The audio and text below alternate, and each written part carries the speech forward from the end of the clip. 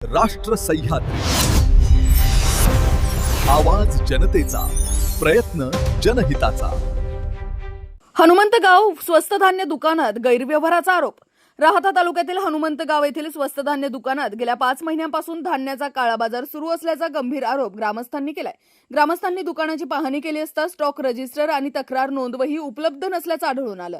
लाभार्थ्यांचे अंगठे व ओटीपी घेऊन त्यांच्या नावावर बिले काढली जात आहेत, मात्र प्रत्यक्षात धान्य दिले जात नसल्याचा आरोप करण्यात आलाय. या प्रकरणाबाबत संबंधित सचिवांकडे विचारणा केली असता समाधानकारक उत्तरे मिळाली नसल्याचं ग्रामस्थांचं म्हणणं आहे. तसेच अनेक लाभार्थ्यांची बिले काढून ती फेकून दिल्याचेही व्हिडिओ चित्रीकरण करण्यात आल्याचा दावा करण्यात आलाय. या संपूर्ण प्रकरणाची चौकशी करून दोषींवर कारवाई न झाल्यास तहसील कार्यालयासमोर आमरण उपोषण करण्याचा इशारा ग्रामस्थांनी दिलाय. राष्ट्र सह्याद्री न्यूज साठी प्रतिनिधी सोमनाथ डोळे. राष्ट्र सह्याद्री,